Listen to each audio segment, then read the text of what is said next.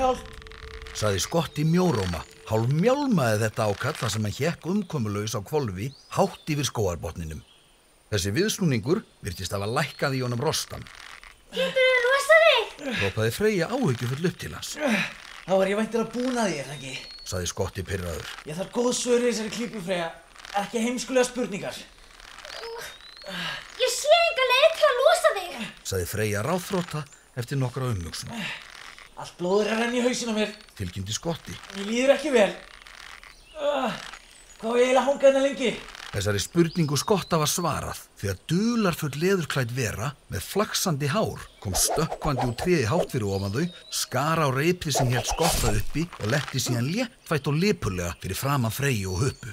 Örskömmu síðar fylgdi Skotti á eftir og hlammaðist harkalega til jarðar eins og kartöflupoki með úrglímina í allar áttir.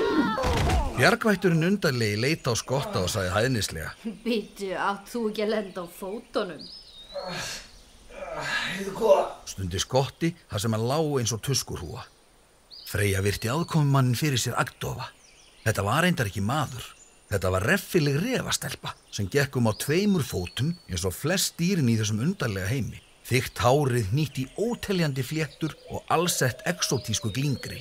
Leðurfötin sem hún var í virtu saumuð af henni sjálfri og hönnuð til að endast. Í annarri hendinni hélt hún á löngum og sterklegum staf. Sjálf virtist refastelpan harðgerð og ákveðin og umfram allt villt. Ekki villt í merkingunni að hún vissi ekki hvert hún væri að fara eins og þau, heldur villt eins og hún hefði hafnað siðmenningunni og byggi í óbyggðunum, í sátt við náttúruna. Afsakið, Sagði Freyja. hver ert þú? Refastelpan leit hvasst á hana. Ég er Mía.